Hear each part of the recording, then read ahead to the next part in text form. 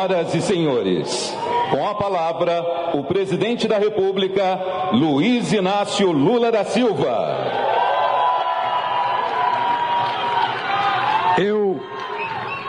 Toda vez que eu faço um ato, eu começo pedindo desculpas. São 2 horas da tarde. 2 horas da tarde. E a gente aqui está falando em combater a fome, em produzir mais alimento. E eu tenho certeza que todos vocês estão com fome aí. Da próxima vez que o MDA fazer um ato desse, tem que preparar um lanchinho para distribuir, porque saco de pé não para vazio. É importante que a gente lembre, sabe, de que as pessoas gostam de lutar, mas as pessoas gostam de comer também. Então é importante. Eu peço desculpa porque não é correto a gente segurar a gente até essa hora. Tinha muito mais gente aqui que as pessoas têm que ir embora, porque as pessoas têm o seu fazer particular. E nós, como sempre, perdemos tempo em alguma coisa que pode ser muito importante, mas era mais importante não permitir que o povo ficasse no sol o tempo que ficou. Então, as minhas desculpas em nome da minha delegação toda aqui. A segunda coisa que eu queria dizer para vocês é que toda vez que a gente participa de um ato, que eu sou o último a falar, todo mundo já falou quase tudo que eu queria falar. Então, eu às vezes deveria pedir desculpas, gente, eu não tenho o que falar, eu faço do discurso deles o meu discurso. Mas se eu fizer isso, vocês vão ficar chateados. O cara veio aqui, não falou, ele está mascarado, ele só porque está mais bonitão, com o chapéu bonito, ele não quer falar. Então, eu vou falar com vocês. Cadê o meu dado?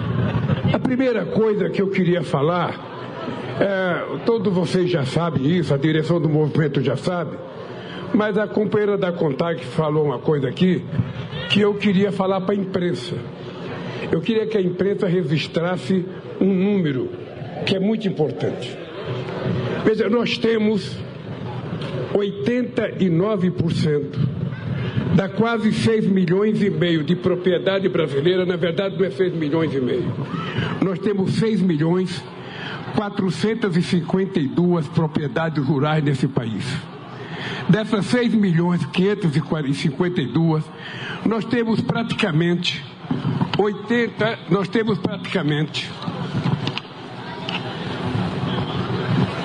116 mil propriedades, 116 mil propriedades que tem, não é 116 mil propriedades,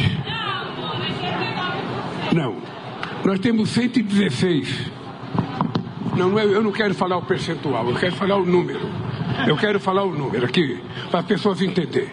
Veja, dessas 6 milhões e 452 propriedades, a gente tem 783 mil propriedades que detêm, na verdade, 658 milhões de hectares. Presta atenção, 783 mil propriedades detêm praticamente 658 e 680 milhões de hectares.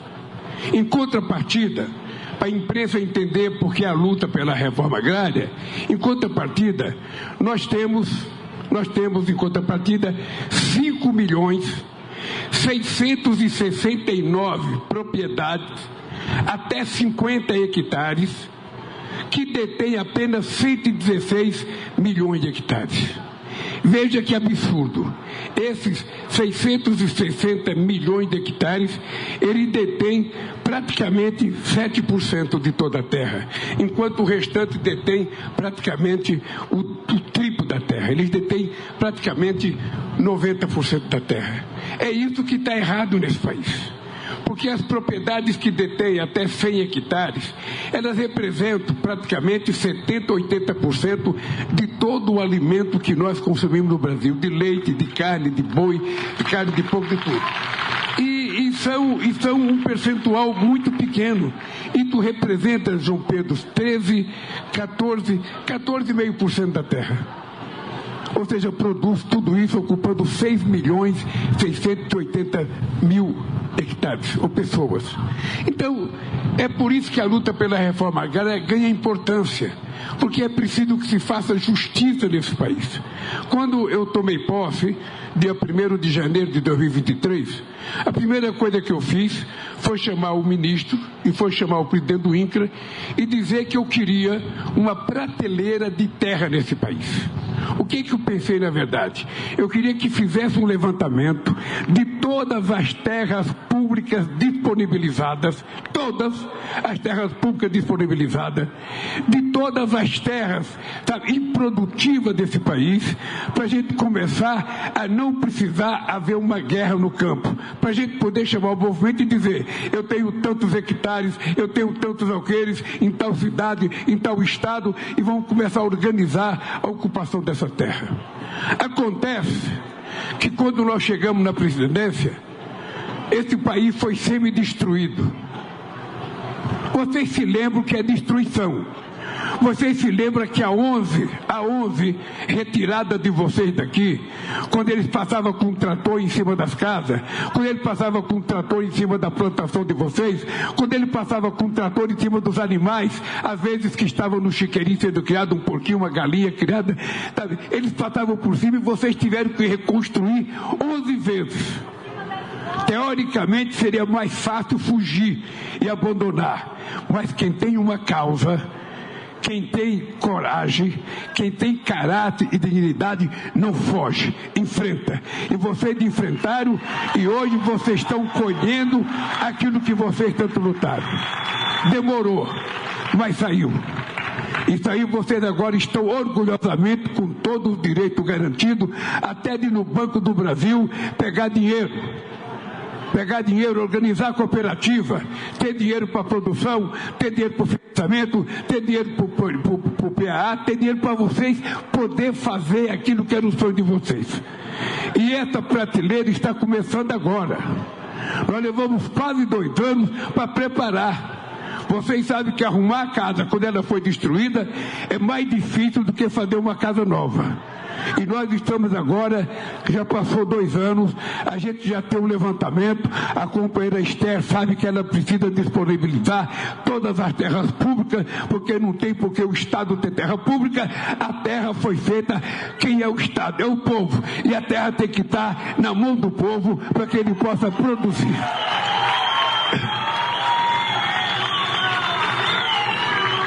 Então é o seguinte, a gente levou 2 anos para colocar essa prateleira de pé. Agora é preciso fazer com que essa prateleira comece a disponibilizar as terras para que a gente possa assentar. Não apenas que agentar quem já está em acampamento, mas a gente também fazer com que outras pessoas que queiram ter o direito de trabalhar. Esse é o primeiro passo que nós estamos dando. O ano de 2025 é o ano que nós vamos colher tudo que nós preparamos entre 2024 e 2023. Esse ano não tem explicação, não tem choradeira. Nós temos que entregar as coisas que nós prometemos durante a nossa campanha e as coisas que vocês acreditaram, e é por isso que vocês me ajudaram a ser presidente da República pela 3ª vez nesse país.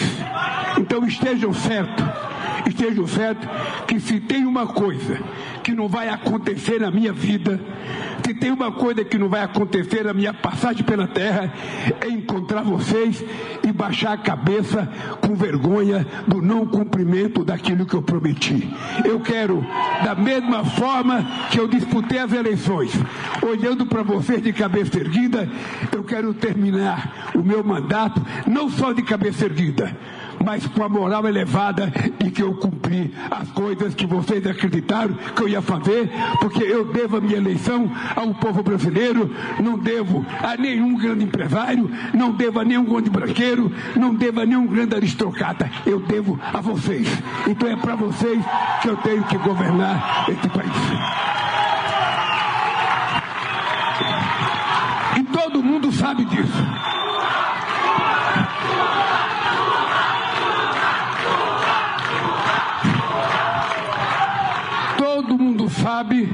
Todo mundo sabe que eu tenho lado, Todo mundo sabe que quando eu terminar o meu mandato, eu vou voltar para minha casa.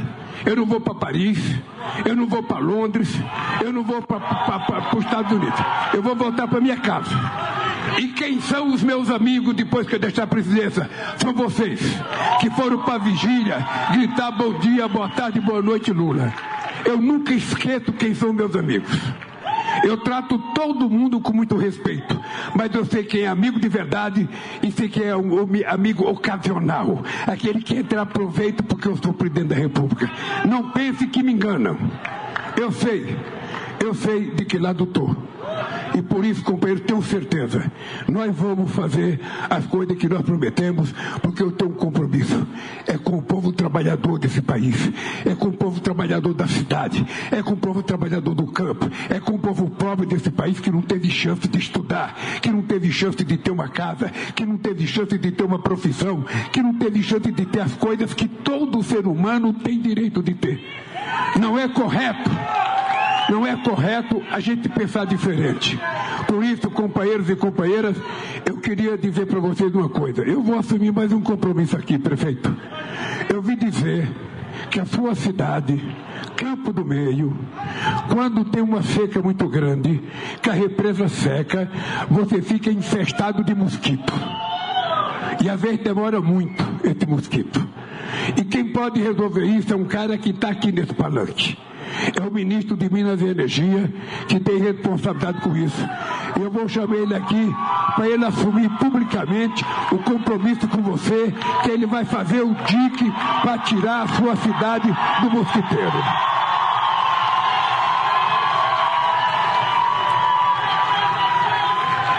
Primeiro, é uma alegria muito grande estar com a companheirada aqui nesse solo sagrado de Minas Gerais, presidente.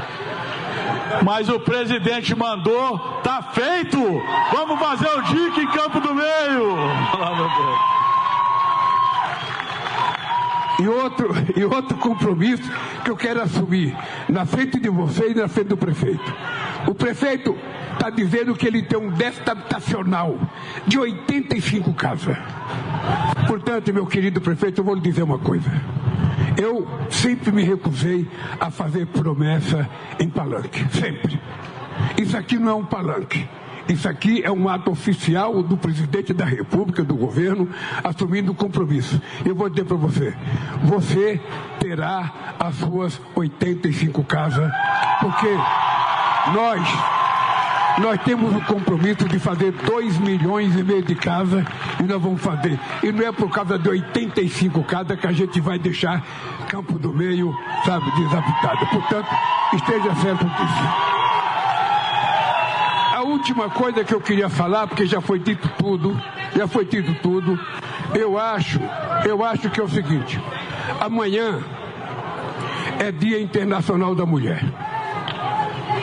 É um dia muito importante, porque a sociedade e os homens ainda devem muito, mas muito, à presença das mulheres na humanidade. Durante milhares e milhares de anos, as mulheres foram subjugadas, as mulheres foram tratadas como objeto, como cidadã de segunda ou terceira categoria. E muitas de vocês, e aqui eu tenho certeza todas, aprenderam a levantar a cabeça, aprenderam a não ser subjugadas, aprenderam a fazer com que a dignidade de vocês fosse respeitada. Vocês não querem diminuir o papel do homem, vocês querem apenas ser tratada em igualdade de direito em todas as esferas da sociedade. Da mesma forma que a mulher aprendeu a trabalhar fora de casa, da mesma forma que a mulher aprendeu a ir para o mercado do trabalho, da mesma forma que a mulher aprendeu a trabalhar com a enxada, com a máquina, com a roçadeira, da mesma forma que a mulher aprendeu a fazer café, colher o café, é importante que nós, os parceiros, os homens, temos que aprender a ir para a cozinha ajudar no serviço da casa. Temos que aprender a lavar banheiro. Temos que aprender a dar banho nas crianças. Temos que aprender a trocar fralda. Nós temos que aprender a acordar de noite para fazer cafuné numa criança quando está chorando, porque não é só obrigação da mãe. Nós temos que repartir os nossos afazeres. Senão, essa sociedade que a gente sonha nunca vai existir. Uma sociedade de iguais em que nós não tratamos como iguais a nossa parceira, a nossa companheira. Bem, mas para falar sobre isso, eu queria que a dona Janja viesse aqui. Aqui. Eu estou pedindo, por favor, não estou mandando vocês aqui, estou pedindo, por favor, que é o seguinte. Já que você defende muito a igualdade das mulheres, é o seguinte, você aproveita, como amanhã é Dia Internacional das Mulheres, dê uma mensagem para as mulheres a partir dessas fabulosas heroínas que estão aqui. Essas heroínas que lutaram, como a companheira Tuíra que está aqui, sabe, que veio aqui desde criança e durante 27 anos resistiu. Aqui, embora não esteja ninguém ainda em livro de história, aqui tem muitas mulheres que lutaram mais do que muitas heroínas que aqueles que estão no poder fizeram. Porque as verdadeiras heroínas estão aqui e muitas vezes as heroínas estão no anonimato, porque as pessoas não conhecem. Então, você aproveita, dê uma palavrinha para o Dia Internacional das Mulheres aqui nesse microfone.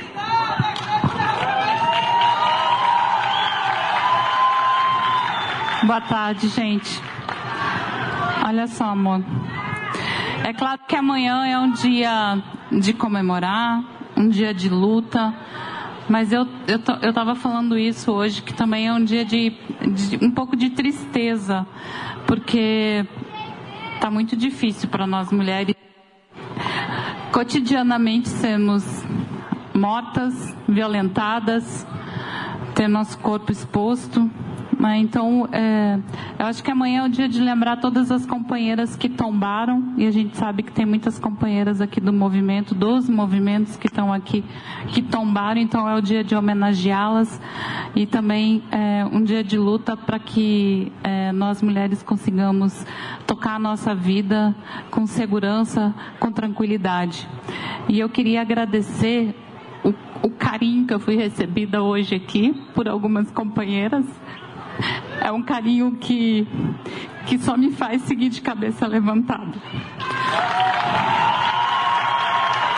Eu não tenho medo, eu não tenho vergonha, eu só tenho coragem. E a coragem é vocês, mulheres, hoje aqui, as mulheres que me abraçam todos os dias. E hoje eu queria dividir com vocês isso, é a coragem de seguir lutando por um Brasil e por um mundo mais justo, solidário, igualitário para todas e para todos.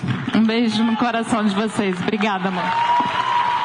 Olha, a verdade é que todos nós, homens ou mulheres, temos que ter uma causa. Se a gente não tiver uma causa, a gente se sente um pouco inútil.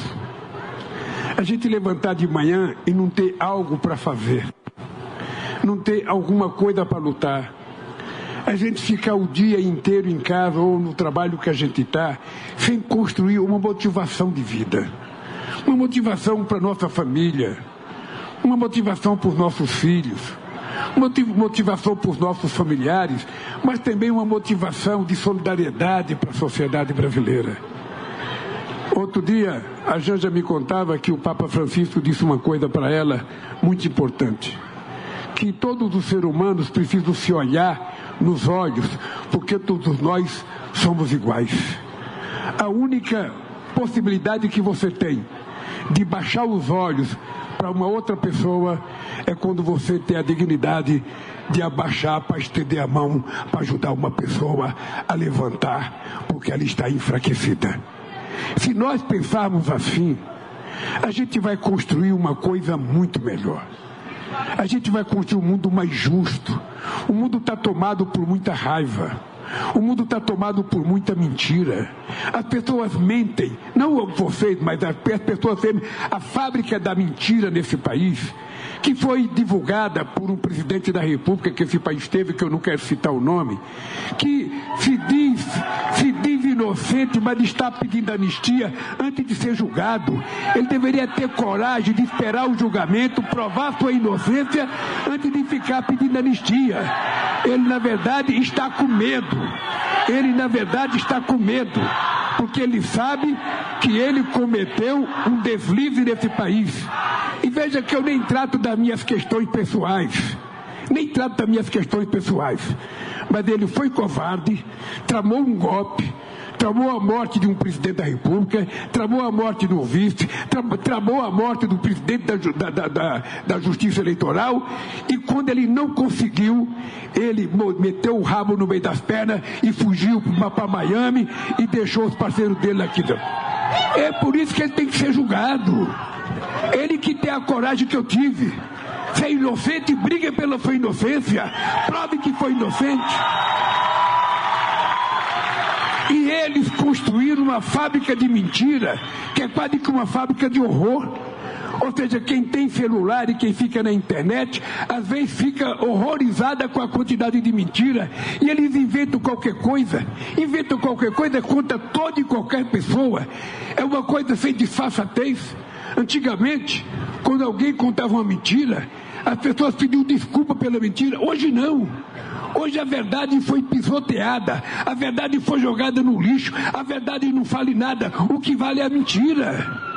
Tem até o dono de uma empresa americana, que é dono de uma dessas empresas muito forte aí, que divulga, sabe, essas notícias na internet, que ele não quer nem respeitar governo, não quer respeitar a justiça, ele acha que ele pode tudo. Ele pode tudo no país dele. Aqui no Brasil, ele vai ter que respeitar o povo brasileiro. Vai ter que respeitar o povo brasileiro, não tem outra coisa. Por último, companheiro, eu saio daqui, companheiro do movimento, eu saio daqui não com a alma lavada, porque nós temos muita coisa para fazer. A luta não é fácil. Esse país tem toda uma artimanha jurídica, tem toda uma elaboração jurídica que não é nossa. Eu brincava com meu companheiro Messias, que é o extraordinário advogado-geral da União. Eu acho que era a primeira vez na história do Brasil que um advogado-geral da União tem um sapato sujo de terra, porque essa gente não costuma. Ministro também, nem todo mundo costuma sujar o pé de barro, não. Então, gente, é o seguinte, eu quero que vocês saibam que o que nós fizemos hoje é apenas o início do pagamento de uma dívida de 525 anos que esse país tem com o povo brasileiro. E nós temos que ter coragem de dizer que nós temos que pagar essa dívida. O que nós não temos é o seguinte, nós não queremos dizer que os outros não prestam. Nós não queremos dizer que o agronegócio tem a sua validade. Mas o que nós queremos dar é oportunidade a todo mundo. Porque essa é a verdade nua e crua. Se não fosse a coragem de vocês, a gente, quem sabe, não tivesse 6 milhões de pequenos proprietários até 100 hectares. Então, companheiros, estejam certos. Eu estou aqui reafirmando o meu discurso. Eu agora estou preocupado com o preço dos alimentos. Estou muito preocupado. Estamos fazendo muito. Ontem foi feita uma reunião no Palácio com muito ministro, com muito empresário. Já tomamos algumas medidas, mas eu quero encontrar uma explicação para o preço do ovo. Galinha não está cobrando caro. Eu ainda não encontrei uma galinha, sabe, pedindo aumento do ovo. A coitadinha sofre, ainda canta quando põe o ovo, mas o ovo está saindo do controle. Sabe? Uns dizem que é o calor, outros dizem que é exportação, e eu estou atrás, porque eu gosto de ovo, eu pelo menos como 2 ovos por dia. 2 ovos por dia. Ou seja, e o ovo é uma coisa gostosa, gente. O ovo já foi criminalizado, o ovo tem muito colesterol, o ovo tem muito não sei das que nada. O ovo é uma vitamina, uma proteína extraordinária. Experimente comer 2 ovos fritos com um arrozinho quente para ver que gostoso. Imagina.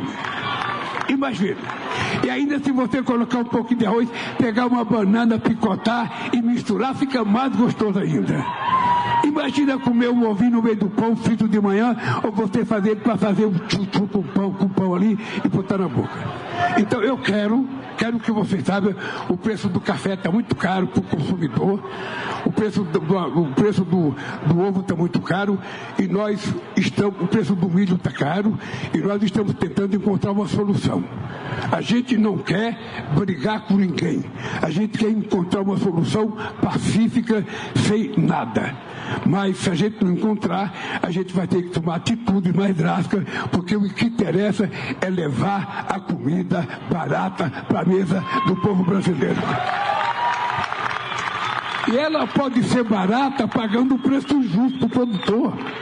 A gente acha que o produtor também tem o direito de ganhar o dinheiro. A gente não quer que o produtor tenha prejuízo. A gente quer também que ele ganhe. O que nós precisamos é saber que tem atravessador no meio. Entre o produtor e o consumidor deve ter o muito. Tem muita gente que mete o dedo no meio da gente. Sabe? E nós vamos descobrir quem é o responsável por isso. Numa boa, você veja um negócio. Em janeiro de 2023, uma caixa de ovo com 30 dúzias estava R$ 144. Janeiro de 2023.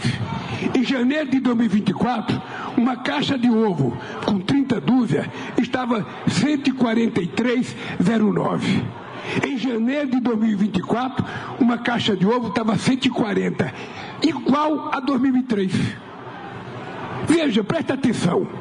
Janeiro de 2023, janeiro de 2024 e janeiro de 2025, a caixa do ovo com 30 dúzias estava R$ 140. Quando chegou no mês de fevereiro, ela subiu para R$ 210. Eu quero saber por que ela deu esse salto. Quem é que meteu o pé dele e chutou a bola para cima? Nós precisamos jogar rasteiro, nós precisamos jogar com a bola no chão. Como dizia o Pelé, o Garrincha e o Newton Santos. Então nós estamos fazendo um esforço muito grande, nós vamos encontrar uma solução, porque eu tenho certeza que nesse país todo mundo tem interesse que o povo possa comer bem, sabe, comida de qualidade, comida saudável, comida de preferência orgânica, para que a gente possa ter qualidade de vida. Nós então estamos muito ansiosos, o governo inteiro está preocupado, tem muitos empresários também que estão preocupados, a carne subiu, mas ela já está descendo, mas quem come carne tem que ter uma carne acessível para a gente fazer um churrasquinho da gente, né, porra? Quem é que não gosta do churrasquinho? Quem é que não gosta de tomar uma cervejinha gelada? Amanhã é sábado, quem é que não gosta de comer um churrasquinho? Um pedacinho de carne, uma cervejinha gelada? Então é preciso baratear a carne. Sabe? Então nós estamos nesse trabalho muito forte, porque e a inflação também, nós temos um trabalho muito grande para manter a inflação controlada. Eu quero que vocês saibam que eu já fui, quando eu trabalhava na Vilares, eu cheguei a pegar a inflação de 80% ao mês. 80% ao mês. Não era 7% ao ano ou 5% ao ano. Era 80% ao mês. Eu recebia meu pagamento, eu tinha que correr no supermercado, eu comprava tudo que não era perecível, porque o meu dinheiro ia se desvalorizar. E nós hoje temos a inflação controlada. A inflação está entre 5,5%, 4,5%, 6,5%, sabe? E nós queremos baixar a inflação, porque a inflação alta, quem perde é o povo trabalhador, é aquele que trabalha de salário. Então nós estamos cuidando disso. Eu tenho certeza que vocês não se esquecem dos compromissos que eu fiz. Eu quero cumprir, porque eu aprendi com a minha mãe, Dona Lindu: não baixe a cabeça nunca, não tenha vergonha do que você fala, e se você prometer, cumpra, porque você não cumprir, você está traindo o seu povo. E como eu tenho certeza do que eu falei, você pode ficar certo. Você pode ficar certo uma coisa, João Pedro. Você que é economista, deixa eu lhe fazer uma coisa. Você sabe quantas vezes a economia brasileira, depois de 2010, cresceu acima de 3%? Não faço a mínima ideia. Ela só cresceu acima de 3%. A última vez que cresceu foi no meu governo em 2010, que a economia cresceu 7,5%. De lá para cá, ela nunca mais cresceu acima de 3%.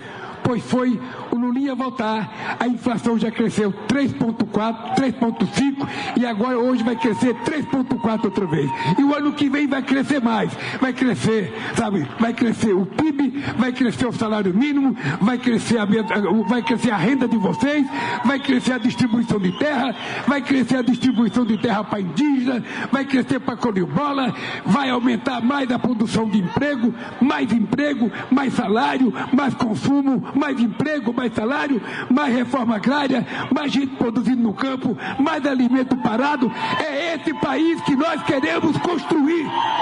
Um país com soberania alimentar definitiva. É por isso, companheiros e companheiras, que eu sinceramente agradeço a vocês pela possibilidade, Paulinho, de me oferecer esse dia. Eu, sinceramente, eu pago 1 milhão para fazer todo dia um ato desse. E não pago 1 centavo para ficar no meu gabinete. Quanto mais eu tiver na rua, melhor para o país. Quanto mais eu tiver no gabinete, pior para o país. Portanto, daqui para frente vai ser assim. Daqui para frente, quem quiser encontrar com Lula, vá para a rua, que ele vai estar na rua conversando com o povo brasileiro, conversando com o trabalhador e defendendo o direito desse país ser definitivamente um país grande, um país soberano, um país que seja respeitado aqui e no mundo inteiro. Um abraço no coração, um beijo para vocês e até o próximo encontro, se Deus quiser.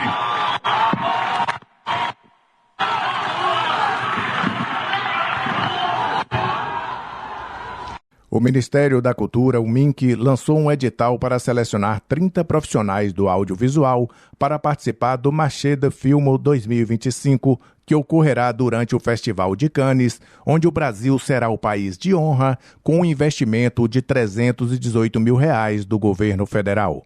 As inscrições são gratuitas e ficam abertas de 7 a 17 de março até às 18 horas, horário de Brasília, exclusivamente pelo site mapa.cultura.gov.br. Cada candidato pode se inscrever em apenas um dos programas oferecidos. Os profissionais escolhidos vão receber o fomento cultural de R$10 mil, além de uma credencial de mercado. Para projetos no programa Cannes Docs, o auxílio será de R$20 mil e vai apoiar 2 representantes por projeto. Profissionais da Amazônia Legal receberão um adicional de R$1.500 para despesas de viagem.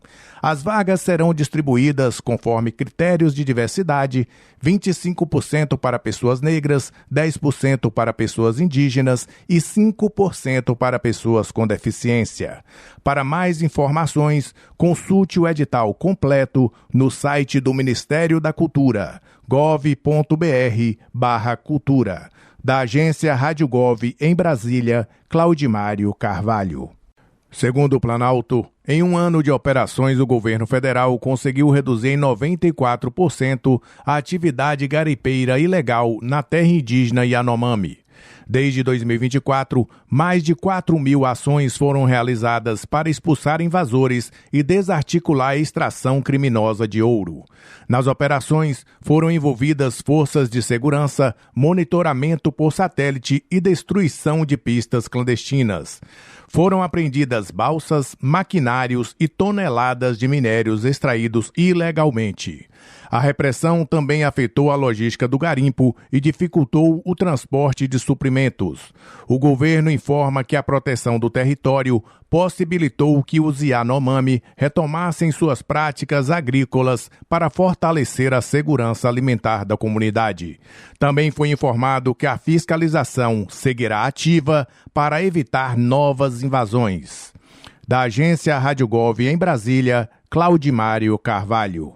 O Ministério da Gestão e da Inovação em Serviços Públicos, MGI, homologou os resultados finais dos cargos que não necessitam de curso de formação no âmbito do Concurso Público Nacional Unificado, CPNU. Além disso, foram publicados editais para a terceira etapa dos blocos com cargos no Instituto Brasileiro de Geografia e Estatística, IBGE. O edital também fez a convocação para os cursos de formação. O primeiro passo no processo é realizar a inscrição na instituição organizadora dentro dentro do prazo estipulado. As matrículas começam a partir da próxima semana. Para os cursos organizados pela Escola Nacional de Administração Pública, ENAP, a matrícula deve ser feita no site enap.gov.br de 10 a 18 de março de 2025. Nos cursos organizados pelo Centro Brasileiro de Pesquisa em Avaliação e Seleção e de Promoção de Eventos, SEBRASP, as datas de matrículas são distintas. Para mais informações, acesse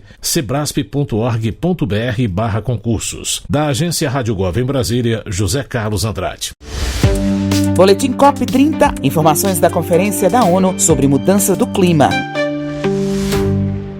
Durante a cerimônia de abertura da campanha da Fraternidade 2025, realizada em Brasília, foi lida uma mensagem do Papa Francisco. O pontífice enviou uma carta aos brasileiros reforçando a importância do tema escolhido para a campanha, Fraternidade e Ecologia Integral. Ao mencionar a COP30, que será realizada em Belém do Pará, o líder da Igreja Católica expressou sua esperança de que o evento seja um marco para o compromisso efetivo das nações e organismos internacionais com a superação da crise do clima. Em texto, o Papa Francisco diz que o tema da campanha expressa a disponibilidade da Igreja no Brasil em contribuir para que, durante a COP30, as nações possam se comprometer com práticas que ajudem na preservação do planeta. Dom Ricardo Reppers, bispo auxiliar de Brasília e secretário-geral da CNBB, destacou a urgência de uma mudança de postura diante da crise ambiental no mundo. A campanha da fraternidade nos ajuda a nos comprometermos nos caminhos de conversão com ações concretas. O nosso agir é para aqui e agora. Temos sinais de alerta. E a nossa geração está sendo convocada à vocação sublime de cuidar dos bens da criação e de recuperar a dignidade dos povos mais sofridos e feridos pelas consequências da crise climática. O bispo repercutiu a mensagem do Papa e alertou para o risco de atingirmos um ponto sem retorno na crise do clima. A Igreja vem nos alertando sobre a urgência de mudar o nosso estilo de vida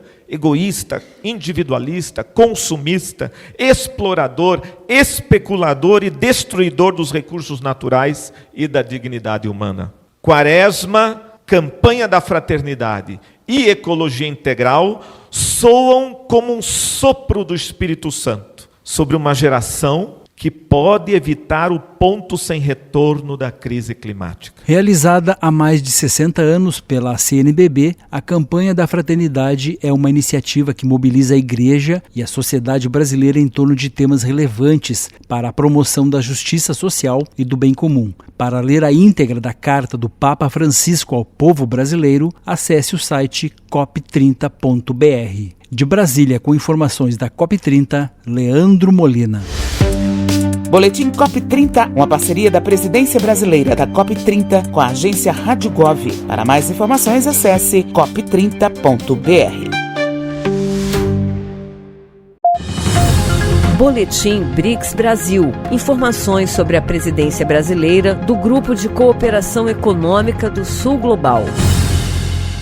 A crise de 2008 revelou as fragilidades do sistema financeiro mundial e gerou questionamentos a respeito do FMI e do Banco Mundial. Neste contexto, o BRICS surgiu como um grupo relevante na reestruturação da ordem econômica global. A partir disso, o agrupamento criou iniciativas como o novo Banco de Desenvolvimento para promover alternativas ao financiamento mundial. O banco foi criado em 2014 pelos países fundadores do BRICS, Brasil, Rússia, Índia, China e África do Sul, e destaca-se como uma alternativa às tradicionais instituições multilaterais como fonte de financiamento de longo prazo para projetos de infraestrutura e desenvolvimento sustentável em nações emergentes. A ex-presidenta do Brasil, Dilma Rousseff, assumiu a presidência do Banco do BRICS em março de 2023, indicada pelo atual presidente do país, Luiz Inácio Lula da Silva. Na cerimônia de posse de Dilma, o presidente Lula destacou o papel do banco na ampliação de financiamentos para projetos estratégicos. A criação deste banco mostra que a união de países emergentes é capaz de gerar mudanças sociais e econômicas relevantes para o mundo. Não queremos ser melhores do que ninguém.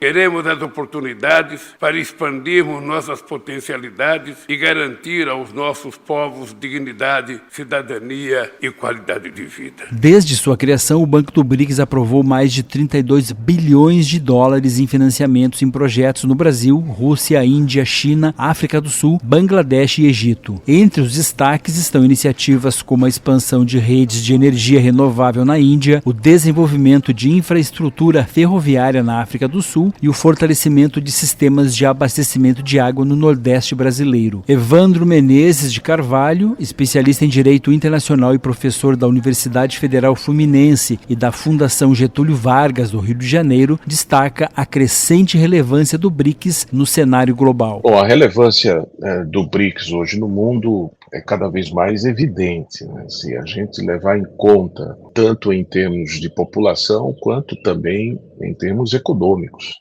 Hoje em dia, se tomarmos em consideração esse BRICS ampliado, chega a ser 41% da população mundial, aproximadamente 4 bilhões. Isso já mostra a relevância do BRICS do ponto de vista da representatividade de sua legitimidade. O professor Evandro ressalta que o BRICS não é apenas uma aliança de países emergentes, mas uma coalizão que busca transformar a governança global. Eu acho que é uma organização internacional que foi criada diante de uma situação, de uma demanda de mercado existente dos países em desenvolvimento, que estavam, como de fato estão, sedentos por recursos e estão em busca, como qualquer pessoa que pede empréstimo ao banco, isso vale para os estados também, em condições melhores. Eu não vejo como uma organização que foi criada pensando em enfrentar, né, o FMI ou um papel contra-hegemônico em si mesmo. Essa estratégia coloca o Banco do BRICS como motor de desenvolvimento das economias emergentes. Para o Brasil, o banco representa uma oportunidade valiosa de financiamento para projetos de infraestrutura, alavancando o crescimento econômico e promovendo soluções sustentáveis. Com informações do BRICS Brasil, Leandro Molina. Boletim BRICS Brasil, uma parceria da Presidência Brasileira do BRICS com a agência Rádio Gov. Para mais informações, acesse brics.br. Em nota, o Ministério do Esporte condena os ataques racistas sofridos pelos jogadores do Palmeiras Sub-20, com destaque para o atleta Luigi, na partida contra o Centro Porteño pela Libertadores da categoria, no Paraguai, nesta quinta-feira, 6. A pasta anunciou que cobrará da Confederação Sul-Americana de Futebol, a Conmebol, uma investigação rigorosa e a punição dos responsáveis. O governo reforçou que o racismo é crime e deve ser combatido com rigor. O Ministério também se solidarizou com os atletas e reafirmou o compromisso com o esporte justo e inclusivo. Da agência Rádio Gov em Brasília, Claudimário Carvalho. Minuto Ciência. Uma nova enzima que é capaz de acessar a celulose de resíduos agrícolas como cana-de-açúcar, palha de milho e outras fontes de biomassa e impulsionar a produção de etanol de segunda geração foi descoberta recentemente pelo Centro Nacional de Pesquisa em Energia e Materiais, unidade vinculada ao Ministério da Ciência, Tecnologia e Inovação. A enzima Celose se destaca pela eficiência na quebra da celulose, um componente presente em grande quantidade nos resíduos agrícolas. Antes, no processo de produção de etanol de segunda geração, não se aproveitava de forma eficiente a celulose, o que resultava em desperdício de matéria-prima. Já com a descoberta, é possível acessar a celulose de maneira mais eficaz, utilizando menos material para produzir a mesma quantidade de etanol. O líder da pesquisa, Mário Murakami, exaltou a relevância da nova enzima. Esse trabalho ele é muito exemplar no sentido que nós saímos da prospecção da biodiversidade e chegamos até a aplicação em escala industrialmente relevante, em planta piloto, não simplesmente levando uma descoberta científica, uma quebra de paradigma que muda o nosso entendimento de como que a vida microbiana processa, metaboliza celulose. De acordo com Mário Murakami, o avanço promete impulsionar a produção de biocombustível a partir de resíduos agrícolas, com benefícios para o meio ambiente. Ele tem a capacidade de dissolver, de despolimerizar esses resíduos agroindustriais líquidos celulósicos, basicamente a celulose e a hemicelulose, em açúcares simples fermenticíveis. E esses açúcares fermenticíveis podem ser então bioconvertidos, biotransformados em etanol, gasolina verde, diesel verde e biocombustível de aviação, o bioquerosene. O etanol de primeira geração é produzido a partir da sacarose, o açúcar presente no caldo da cana-de-açúcar. Já o etanol de segunda geração é produzido a partir da celulose, presente no bagaço e na palha de cana, por exemplo. A descoberta da enzima celose posiciona o Brasil na vanguarda da produção de biocombustíveis. Reportagem Mariana Leite. Minuto Ciência. O Instituto Brasileiro de Geografia e Estatística, IBGE, informou nesta sexta-feira, dia 7, que o Produto Interno Bruto, o PIB, cresceu 3,4% em 2024, totalizando 11,7 trilhões de reais.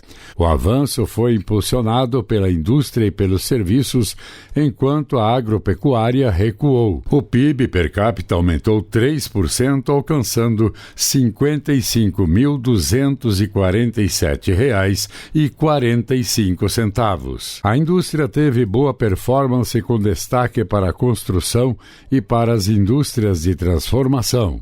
Já a agropecuária foi impactada por efeitos climáticos, com quedas significativas na produção de soja e milho. A taxa de investimento foi de 17% do PIB e a taxa de poupança ficou em 14,5%.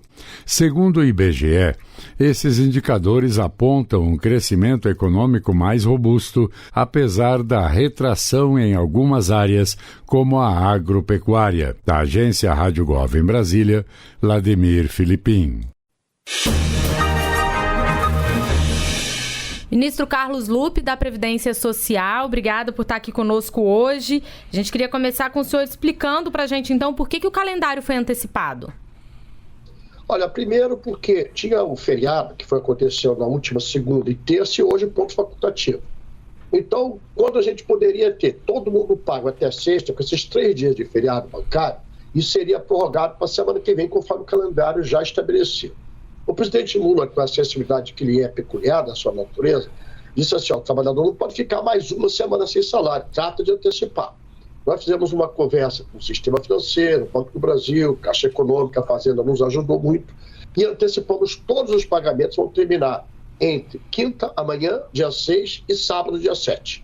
Então isso é uma antecipação que parece que é pouco, mas para quem ganha, que não ganha muito, esse salário é fundamental. Todos os beneficiários, então, devem receber o auxílio nessa semana, né? O pagamento do mês de fevereiro já começou, é isso, né, ministro? Sim, nós temos cerca de 40 milhões e 600 mil beneficiados da Previdência, cerca de 15 milhões poderiam ser completados apenas na semana que vem. Então, estamos antecipando desses 15 milhões para amanhã e sexta-feira. Eu sempre ressalvo, quero muita ajuda de vocês, para não ter corrida em banco. Ninguém precisa ir para banco para tirar dinheiro. Hoje está muito prática no Brasil, e é o pioneiro no mundo, essa questão do Pix. Então a pessoa, tendo dinheiro na sua conta a partir de amanhã e sexta, ela pode pagar todas as contas pelo Pix. Não precisa ir em banco, não precisa fazer corrida em banco. Sempre é trabalhoso, sempre pode encontrar alguma fila. Então o ideal é usar o Pix para pagar suas contas. Agora, como o senhor falou, né, ministro, para quem ganha 1 salário, 2 salários mínimos, faz muita diferença essa antecipação, né? As pessoas já chegam no fim do mês ali esperando o dinheirinho cair e aí não precisa ir no banco, mas provavelmente as pessoas vão querer consultar o saldo para saber se já entrou, se vai entrar na sexta. Como é que elas podem consultar esse saldo? Olha, quase que 85% do nosso beneficiário da Previdência tem a plataforma Meu INSS. Quando não tem a plataforma Meu INSS, a plataforma do próprio banco que ele tem a conta fornece essas informações pelo celular. Hoje isso é muito habitual, todo mundo usa o celular para fazer transferência, para ver saldo, para pagar através do Pix. Então eu sempre peço, evite ir a banco. Primeiro os riscos que tem, né? Você sabe que quando você vai sacar dinheiro, Sempre tem algum esperto que pode cometer algum delito ali e te roubar teu dinheiro. Então, evite banco, né? Veja a consulta através do seu celular, você vai saber se o saldo vai entrar amanhã e sexta-feira os 2 últimos lotes, então com certeza o dinheiro vai estar na conta para você poder usar. Ministro, essa antecipação é boa para o cidadão e também libera mais dinheiro para a economia do país, não é isso? Claro, Luciano, são cerca de 59 bilhões e 510 milhões de reais que vão estar nas contas dos nossos aposentados pensionistas, cerca de 15 milhões e 200 mil entre amanhã e sexta-feira. Aqueles outros, total de 40 milhões, né, são 35 milhões, 31 milhões mais ou menos que já tinham recebido, e agora esses 15 milhões que vão receber entre hoje e amanhã. Desculpe, entre quinta e sexta-feira. Isso é fundamental porque alimenta a economia, as pessoas conseguem pagar suas contas, conseguem ter um alíviozinho no seu final de mês aí, comecinho de mês de março. Ministro, vamos falar um pouquinho de fila, que é uma coisa que também preocupa muito quando a gente fala em INSS, né? O Instituto está preparando aí uma força-tarefa como mais uma iniciativa para reduzir o tempo de espera das pessoas por perícia médica. Como é que vai funcionar essa estratégia? Primeiro, Mariana, é importante você dar essa oportunidade para a gente comunicar à população. A fila da Previdência hoje é uma fila virtual. O que eu chamo de fila virtual? Porque as pessoas fazem os seus pedidos, 85%, através da plataforma digital, pelo celular, no seu computador, como eu estou fazendo essa entrevista, e coloca lá o seu pedido. Em média, até o final do governo anterior, nós tínhamos uma média nacional de 76 dias de espera. Em alguns estados mais humildes, Nordeste e Norte, chegava a mais de 150 dias. Essa média caiu para 39 dias. Ainda não é o ideal. A lei diz que pode até 45 dias de espera. Nós já estamos dentro do limite da lei com 39 dias. E nós agora estamos nos organizando através de mutirões, que a perícia médica está fazendo, que é um volume maior de pedidos, que quem precisa fazer uma perícia para ter a sua licença saúde renovada ou começando a sua licença saúde, a licença maternidade, todos os benefícios vindos de algum tipo de acidente precisa da perícia médica, de comprovação da perícia médica. Então, esse processo da perícia médica, nós estamos fazendo mutirões em todo o Brasil.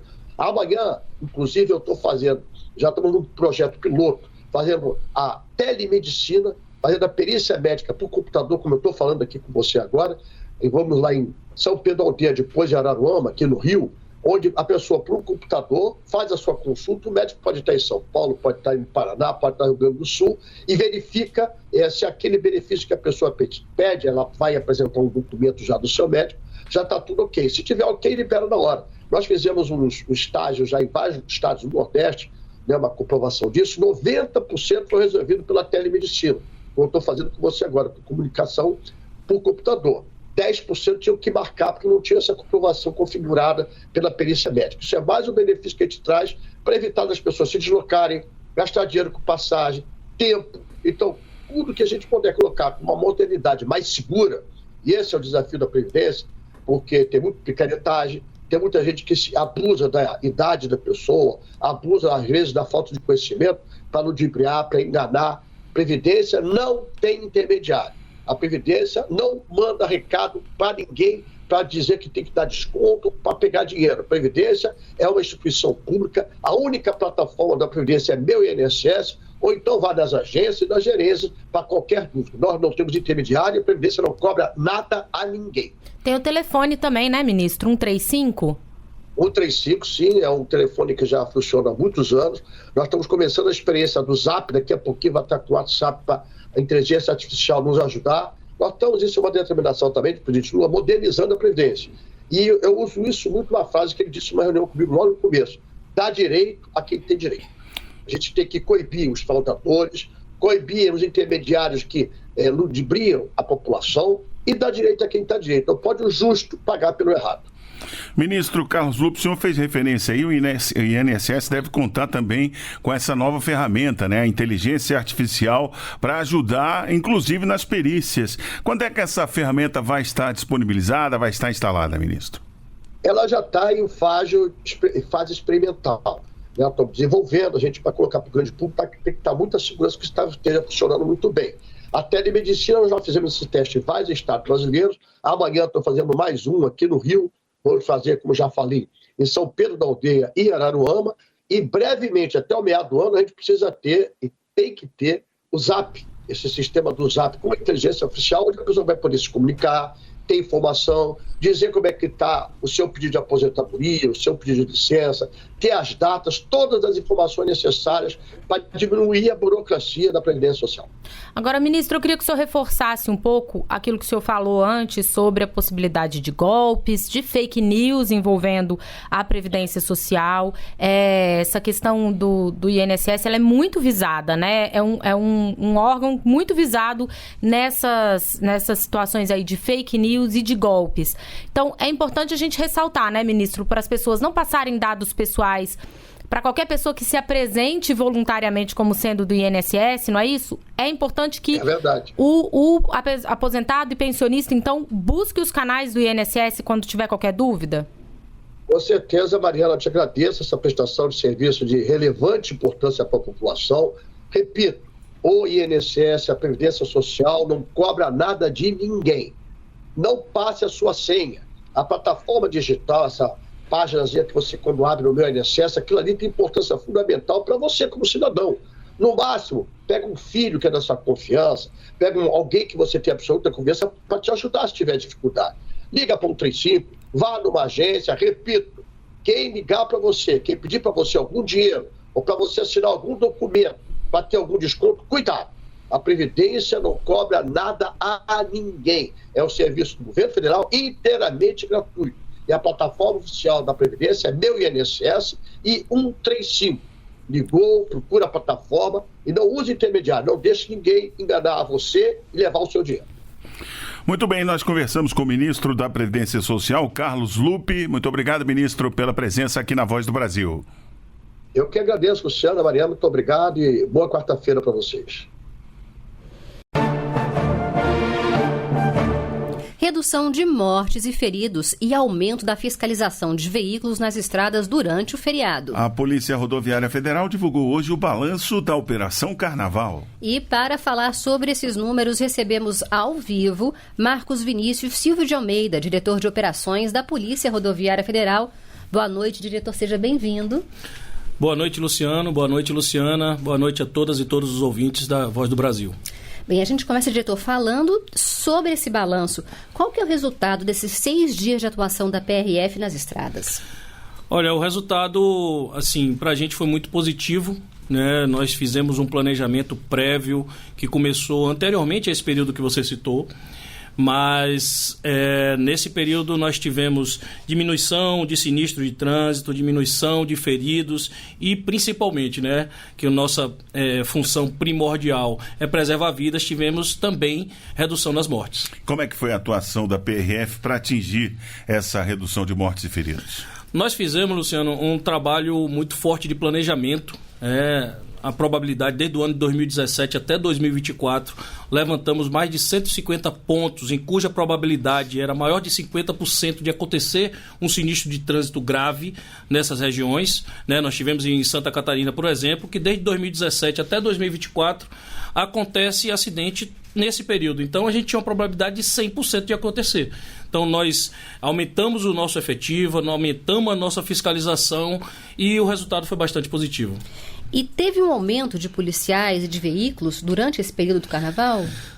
O aumento de fluxo é natural no período, né? Nós temos alguns corredores que levam aos principais locais, principais cidades onde o Carnaval acontece, como Minas Gerais e Paraná, né? Que levam às praias. Então, a gente fez, nesses locais que a gente levantou, nós fizemos um incremento do efetivo, sim. Cerca de 3 mil policiais foram se revezando nesses períodos, né, em período de revezamento. E colocamos esses policiais nesses 10 quilômetros que a gente identificou. Então, foi feito um trabalho de fiscalização e policiamento muito bem feito esse ano. E como é que foi? Quais foram as infrações mais registradas? Olha, as infrações mais registradas que a gente leva muito a ferro assim, na fiscalização foi principalmente ultrapassagens indevidas, que causa sinistros gravíssimos, né?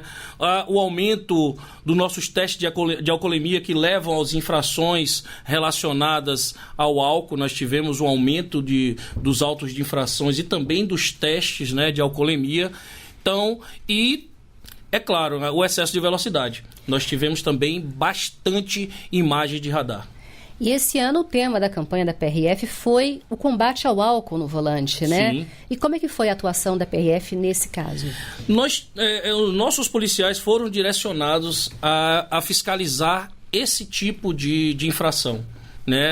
Infelizmente, a cultura do nosso país, a cultura popular, ainda faz com que pessoas utilizem álcool e dirijam, ainda mais num período como o carnaval. Festas, né? Festas de carnaval.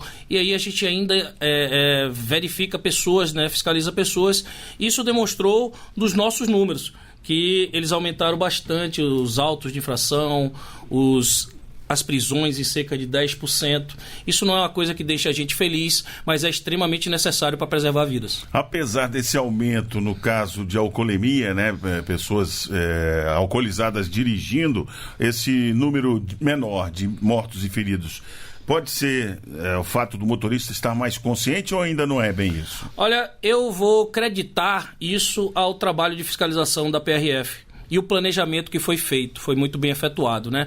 A gente começou, na verdade, esse trabalho de prevenção ao combate à criminalidade cerca do início do mês, né? A gente fez 15 dias nas fronteiras para inibir a entrada de drogas no país e foi um resultado muito positivo. E desde o dia 24 de fevereiro que a gente já colocou o nosso efetivo para fazer esse trabalho prévio de fiscalização. Então, com esse planejamento baseado em dados, eu acredito que acredita sim ao trabalho da PRF, o nosso incremento de efetivo e esse trabalho de estatística que nós fizemos. E um trabalho, como o senhor falou, começou antes, né? Desde as fronteiras, que veio para poder mapear os principais locais, né? Exatamente. Nas fronteiras a gente teve um trabalho muito forte de combate à criminalidade, né, com o tráfico de drogas, e depois, quando trabalhamos a segurança viária, veio o resultado positivo no período do carnaval. Diretor, essa mobilização do carnaval faz parte da Operação Rodovida, né, que incluiu aí os feriados de Natal desde o ano passado, né? Além da fiscalização, a Polícia Rodoviária Federal trabalhou também com campanhas, orientando os motoristas, fazendo os alertas, né, como o senhor fez referência aqui. Como é que foi esse trabalho? Foi integral o tempo todo, desde do Natal até agora? Olha, Luciano, a Operação Rodovida faz parte do Programa Rodovida criado pelo governo federal. Né? Então a gente está inserido nesse programa Rodovida, dentro da Operação Rodovida, e os resultados também vieram na Operação Rodovida. A gente vai encerrar a Operação Rodovida logo após o Carnaval, mas a gente faz trabalhos integrados com outras instituições, outros órgãos que também são voltados à segurança viária. Nós fazemos um trabalho muito forte de educação para o trânsito, nós somos premiados todo ano por esse trabalho que a gente faz de educação para o trânsito, e no trabalho de fiscalização em todos os níveis, né? Procuramos fazer na fiscalização de transporte de passageiros. Infelizmente a nossa estatística esse ano foi prejudicada devido àquele acidente que nós tivemos em Minas Gerais, que foram 39 mortes, né? Mas mesmo assim a gente faz um trabalho em cima de transporte de passageiro, veículos de carga, motocicletas, que também é um grande problema. E continua ao longo do ano também, né? A gente é um período, né, que a gente faz esse trabalho, mas logo em seguida a gente começa uma outra operação, que é a Operação Nacional de Segurança Viária, que vai ser lançada pelo nosso diretor-geral e pelo nosso ministro Ricardo Lewandowski, logo após o final da Operação Carnaval. Tá certo, nós conversamos com Marcos Vinícius Silva de Almeida, diretor de operações da Polícia Rodoviária Federal. Muito obrigado por sua presença aqui na Voz do Brasil. Muito obrigado, agradeço a todos os ouvintes.